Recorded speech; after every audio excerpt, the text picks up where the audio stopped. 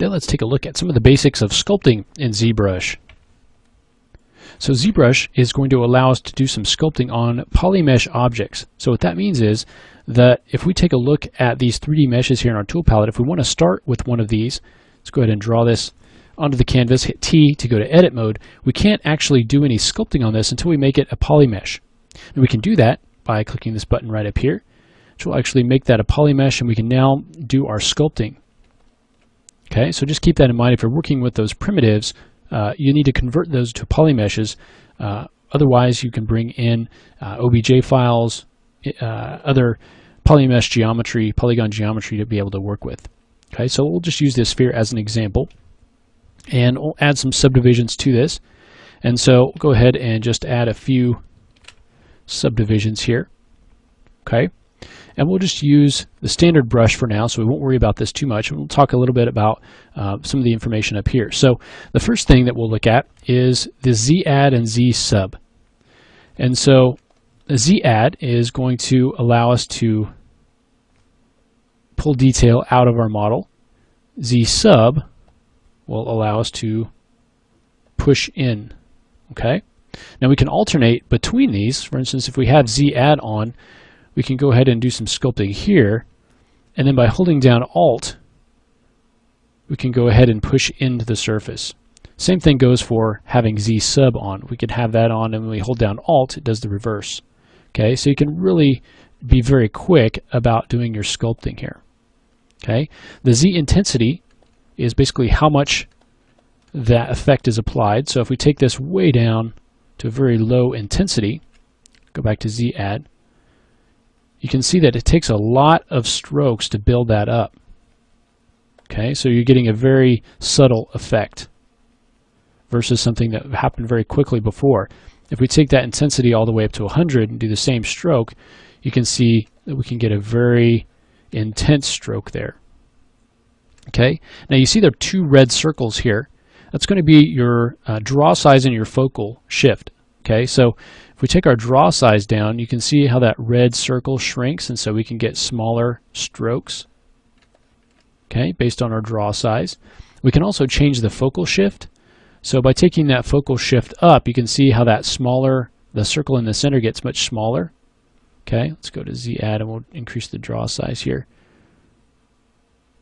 Versus taking that focal shift negative and pulling that center line out, you can see how it's very, very sharp. So it's kind of the blending from the center out for that stroke. Okay. Now we can also smooth detail by holding down Shift, which will go to whatever smooth brush we have selected. You can see that it's going to have its own independent settings here. But holding down Shift will allow us to smooth out that detail. Okay. So if we want to smooth that back out, you can do that. So you can very quickly change between pulling information out, pushing it in, and then smoothing it out just based on the keys that you hold down as you sculpt. So let's take a look at some of the brushes that we could use to actually sculpt. So we've looked at Z-add and Z-sub, so we want to make sure to have those on if we want to change the sculpting information here. Also playing with the draw size and the focal shift. But over here on our shelf, you can see that there are right now we have the standard brush chosen. If we click on this, we get a whole bunch of different brushes that we have available to us. Okay, a quick way, if you know the name of the brush that you're going to, you can actually hit, for instance, if I want to use the move brush, I can hit M, and then you can see that all these are assigned another specific letter. So for instance, if I just want move, I would hit M and then the letter associated with this, B. So this gives me the move brush. Now with the move brush, instead of dragging a stroke across, I can click and drag to pull this detail out. Okay. We'll go back in here, and instead of clicking on this, we'll hit B to go to brushes. And so if you know the letter combinations, you can actually get through this very, very quickly. But we can go in here, we can use the clay buildup brush, and it will actually simulate the buildup of clay on your surface, and then we can go back in and kind of smooth that out if we want to. Okay. We have a number of different brushes, and we have courses on a lot of these different brushes. The planer brushes, the polish brushes are going to be really helpful. The clipping brushes are going to help you get some nice hard surfaces. We have brushes for slashing and strokes and seams and things like that. So there are a lot of different brushes, and all these are going to affect your model in slightly different ways. Let's go back to our standard brush. So I'll hit S and I'll hit T to go to standard. And so these brushes, when we apply these are applied using a different stroke. So the stroke is going to be located right underneath. And we also have palettes located up here. So brush, and then we also have a stroke palette here. But we can really access this quickly by hitting the stroke button. And so right now, you can see we have a dots stroke. We can choose how these strokes are actually added. So if we choose, for instance, a spray stroke, you can see how it's sort of spraying that across the surface. And if we have a drag dot, we're actually taking that one kind of dot stroke and we can move it around until it gets to the right spot. Okay, so definitely experiment with those. We also have alphas, so concentrate on the brush, the stroke, and the alpha. The alpha is going to kind of mask the shape of the brush. So in this case, let's say we want to create a shape that looks like that. So we can actually use this alpha to mask the brush. Now with the drag dot, it'll actually create something that looks like that. If we take the Z intensity down, we can change how that actually looks. We can see how that takes on the shape of the alpha based on the drag dot. If we use just our regular dot stroke, it creates a series of those in line. Okay. If we use the drag rectangle, we can actually click and drag out a copy of that onto our mesh.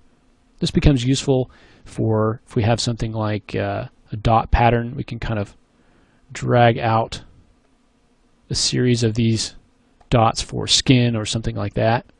Okay, but we can also use the color spray or the spray. Color spray will kind of create variation within the spray.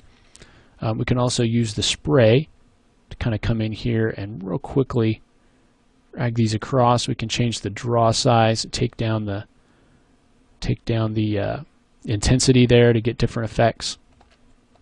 Okay, so you really want to concentrate on your brushes.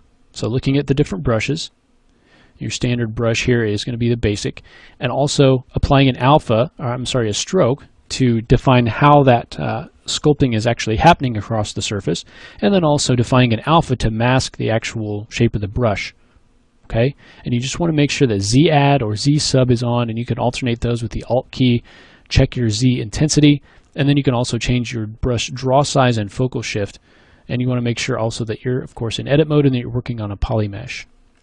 Okay, so those are the very basics of beginning to sculpt here in ZBrush. Of course, you can also go up and down your subdivision levels if you want to go ahead and use your move brush to move something at a lower level. You can certainly do that, and then bump that up and continue to work. And eventually, you end up with, if you're working on a character, you end up with something like this where you can get a lot of those wrinkles and details in there just using those different strokes and brushes and alphas. Okay, so make sure to check that out.